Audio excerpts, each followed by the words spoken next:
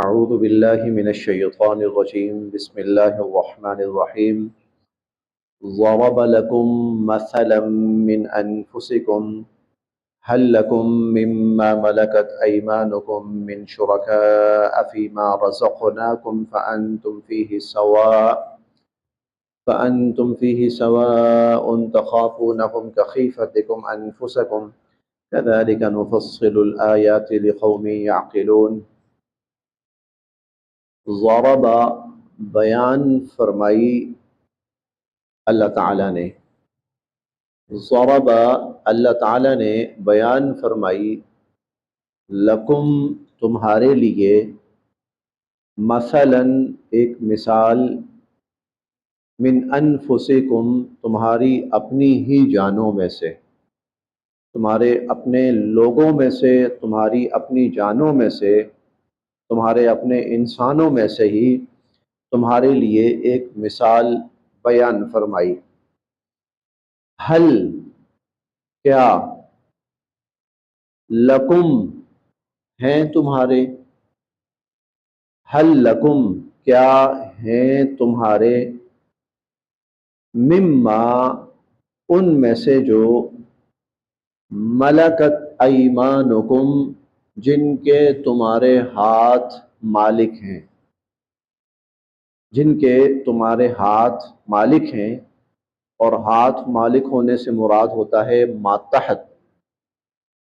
کیا تمہارے ماتحتوں میں سے، اور جس وقت قرآن کریم کا نزول ہو رہا تھا اس وقت یہ لفظ غلام کے لیے استعمال ہوتا تھا، تو اس لیے یہ ترجمہ کیا جا سکتا ہے، کیا ہیں تمہارے غلاموں میں سے اور تمہارے ماتحتوں میں سے، من شرکاء جو شریک ہوں، جو شریک ہوں، فیما اس میں جو، رزقناکم ہم نے تمہیں دیا ہے،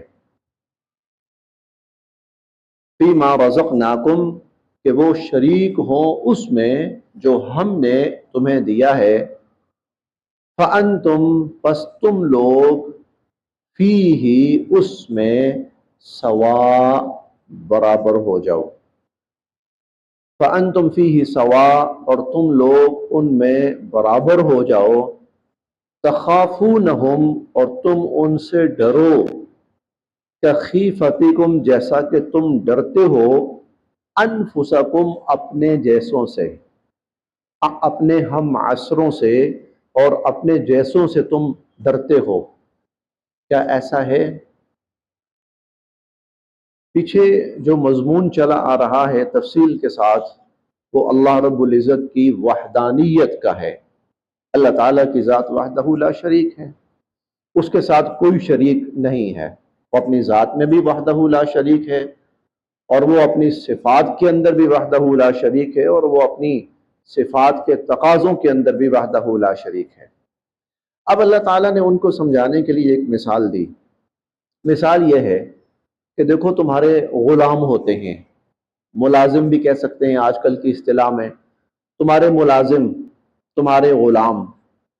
کیا ایسا ممکن ہے کہ تم جن وسائل کے مالک ہو اور تم وہ وسائل جو ہیں اپنے غلاموں کے اندر بھی تقسیم کر دو کہ میں اور میرا غلام برابر ہو جائے، میں اور میرا ملازم برابر ہو جائے؟ کیا تم ایسا کرتے ہو کہ تم اپنے غلاموں کو بھی وہ سب کچھ دے دو جو تمہارے پاس ہے؟ کوئی نہیں کرتا، سوال ہی پیدا نہیں ہوتا۔ نفع تلا ان کو دیا جاتا ہے، وہ زندہ رہ سکیں۔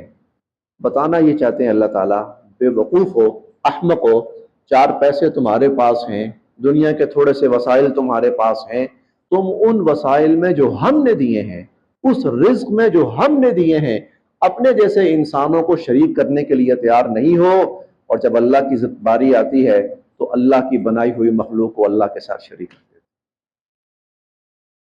ان کو اللہ کا شریک بنا دیتے ہو۔ وہ بھی الہ ہے، یہ بھی الہ ہے، وہ بھی نفع نقصان کا مالک، یہ بھی نفع نقصان کا مالک، یہ بھی رزق کا مالک، یہ بھی رزق کا مالک، یہ بھی بیماری صحت کا مالک، یہ بھی بیماری صحت کا مالک۔ کیا حماقت ہے! اپنے چار پیسوں میں وہ جو اللہ نے تمہیں دیے ہیں ان میں تم اپنے جیسے لوگوں کو شامل کرنے کے لیے اور شریک کرنے کے لیے اور برابر کرنے کے لیے تیار نہیں ہو، اور اللہ کے ساتھ اللہ کی مخلوق کو شریک بنا دیتے ہو، اللہ کے برابر بناتے ہو ان کو۔ دیکھیے، ضرب لکم مثلا من انفسکم، اللہ تعالیٰ نے تمہارے لیے ایک مثال بیان فرمائی تمہاری اپنی جانوں میں سے۔ اللہ تعالیٰ نے تمہارے لیے ایک مثال بیان فرمائی تمہاری اپنی جانوں میں سے۔ ہل لکم، کیا ہیں تمہارے، مما ملکت ایمانکم، تمہارے ماتحتوں میں سے، من شرکاء فیما رزقناکم، کہ جن کو تم شریک بنا لو اس میں جو ہم نے تمہیں دیا ہے۔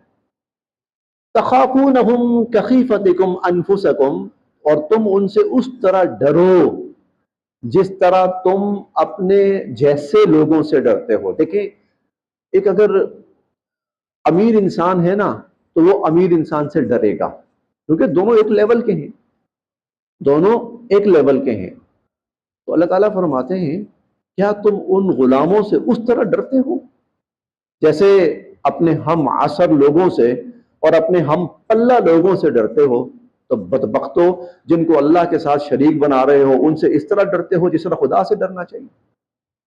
کذالک، اس طرح، نفصل، ہم کھول کر بیان کرتے ہیں، الآیات، اپنی آیات، لقوم، ان لوگوں کے لیے، یعقلون، جو کچھ عقل کریں، جن میں کچھ سمجھ ہو، جو کچھ سمجھیں، ان کے لیے ہم یہ مثالیں اور یہ آیات، نشانیاں کھول کھول کر بیان کرتے ہیں۔ بل، اصل بات یہ ہے، اصل بات یہ ہے، اتبع، کہ اتباع کر رہے ہیں، پیچھے لگے ہوئے ہیں۔ سر آگے تشریف لائیے، سر آپ کی جگہ یہ ہے، خالی چھوڑی ہوئی ہے۔ اتبع، بل اتبع، بلکہ پیچھے لگے ہوئے ہیں، الذین ظلموا، یہ ظالم پیچھے لگے ہوئے ہیں، اہواءہم، اپنی خواہشات کے، یہ ظالم اپنی خواہشات کے پیچھے لگے ہوئے ہیں، بغیر علم، اور وہ بھی جہالت کے بنا پر۔ اب یہ اہواء کیا ہے جو اللہ تعالیٰ کا لفظ ہے نا، اس کو فوکس کرنا ہے، بلکہ یہ ظالم اپنی اہواء کے پیچھے لگے ہوئے ہیں۔ اہواء کیا ہے؟ اس کے لیے قرآن کریم میں کئی جگہ ون کا لفظ بھی آتا ہے، وا اور نون، یعنی کسی کے ذہن میں ایک غلط فہمی پیدا ہوئی اور اس نے اپنی غلط فہمی دوسرے سے شیئر کی، دوسرا بھی اس کی غلط فہمی میں اس کے ساتھ شامل ہو گیا، کرتے کرتے کرتے کرتے کوئی 10 20 40 50 100 1000 لاکھ 2 لاکھ بندہ ہو گیا جو ایک غلط فہمی پر متفق ہو گیا اور اس کو دین بنا لیا اور اس کے پیچھے چل پڑے۔ بل اتبع الذین ظلموا اہواءہم، یہ ظالم اپنی خواہشات کے پیچھے لگے ہوئے ہیں، بغیر علم، جہالت کی بنا پر، لا علمی کی بنا پر، جہالت کی بنا پر۔ ومن یہدی، پھر کون ہدایت دے سکتا ہے، من اضل اللہ، جس کو اللہ گمراہ کر دے۔ فمن یہدی من اضل اللہ، جسے اللہ گمراہ کر دے اسے کون ہدایت دے سکتا ہے۔ وما، اور نہیں ہے، لہم، ایسے لوگوں کے لیے، من ناصرین، کوئی مدد کرنے والا۔ وما لہم من ناصرین، اور ایسے لوگوں کی کوئی مدد کرنے والا نہیں ہے۔ اچھا، اب جس کو اللہ گمراہ کر دے اسے کون ہدایت دے سکتا ہے؟ یہاں ذہن میں آتا ہے اللہ تعالیٰ کو تو ہدایت دینی چاہیے نا، اللہ تعالیٰ کو گمراہ تو نہیں کرنا چاہیے۔ اللہ تعالیٰ کی ذات تو الہادی ہے، ہدایت دینے والا، تو پھر اللہ کیوں گمراہ کرتے ہیں؟ بات یہ نہیں کہ اللہ گمراہ کرتے ہیں، بات یہ ہوتی ہے اللہ پاک کسی شخص کے سامنے ہدایت کے سارے دروازے کھولتے ہیں، ہر طرح سے، وحی کا نزول، نبی کی ذات، معجزات کا ظہور، اور ان کے دل تک گواہی دے دیتے ہیں کہ یہ سچ ہے۔ معاملہ یہاں تک پہنچ جاتا ہے، ان کے دل تک اس بات کو ماننے کے لیے مانتے ہیں ہے سچ ہے۔ اس امت کا سب سے بڑا بدبخت ابو جہل تھا. ابو جہل بھی تھا، اخنس بن شریق بھی تھا، اور بھی تھے. ایک طرف حضور صلی اللہ علیہ وسلم کے بدترین مخالف تھے، اور دوسری طرف راتوں کو نا جب حضور علیہ الصلوۃ والسلام قیام اللیل کے اندر، تہجد میں قیام اللیل میں قرآن پڑھتے تھے نا، تو دوسری طرف یہ راتوں کو چھپ کے حضور کا قرآن بھی سنتے تھے. قرآن سنتے تھے اور مانتے ہیں کہ واقعتاً یہ اس کا مقابلہ ہمارے بس کی بات نہیں، اور یہ سچ ہے. لیکن پھر بھی اپنی کسی ضد اور ہٹ دھرمی پر جب وہ اتر آتے ہیں کہ نہیں ہم نے نہیں ماننا. اس کی بہت بڑی مثال وہ حضور علیہ الصلوۃ والسلام کی ایک اہلیہ ہیں، حضرت صفیہ رضی اللہ تعالی عنہا. وہ اسلام سے قبل یہودی مذہب سے تھی، پھر اسلام قبول کیا، حضور علیہ الصلوۃ والسلام کی زوجیت میں آئی. ان کے والد و چچا یہ دونوں یہود کے بہت بڑے علماء میں سے تھے. جب سنا کہ مدینہ منورہ میں اس طرح ایک صاحب ہیں اور وہ نبوت کا دعویٰ کر رہے ہیں، تو یہ آئے. ملاقات ہوئی حضور علیہ الصلوۃ والسلام سے، انہوں نے سوال جواب کیے، تسلی کی. باہر نکلے تو حضرت صفیہ کے جو چچا ہیں وہ پوچھتے ہیں، حی بن اخطب اس کا نام تھا، کہ حی بتاؤ کیا پایا تم نے، کیا لگا تمہیں؟ اس نے کہا 100% وہی ہیں جن کا ہمیں انتظار تھا.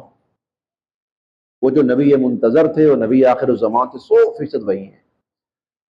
تو وہ چچا کہنے لگا پھر کیا خیال ہے؟ کہتا ہے جب تک جان میں جان ہے نا ان کو کامیاب نہیں ہونے دینا، ان کی مخالفت کرنی ہے. کیوں؟ ہمارا خاندانی تسلط اور تعصب تسلط جو ہے وہ خطرے میں پڑ رہا ہے.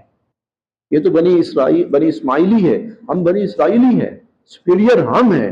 ہم سپیریئر ہو کر اپنے سے کم درجے کے بندے کے سامنے جھک جائیں؟ نہ جی نہ، ہم نے اس کو ناکام کرنا ہے ہر حال میں. جب یہ سٹیج آتی ہے نا کہ بندہ حق کو سامنے دیکھ کر بھی ماننے کو تیار نہیں ہوتا، تو پھر اللہ کہتے ہیں چیپٹر کلوز، بس ختم. اس کو کہتے ہیں اب اللہ نے ان کو گمراہ کر دیا، اب اللہ تعالیٰ نے ان کو گمراہ کر دیا. تو فمن یہدی، تو پھر کون اس کو ہدایت دے سکتا ہے؟ من اضل اللہ، جسے اللہ گمراہ کر دے. وما لهم من ناصرین، اور ایسے لوگوں کا پھر کوئی مددگار نہیں ہوتا. صدق اللہ العظیم.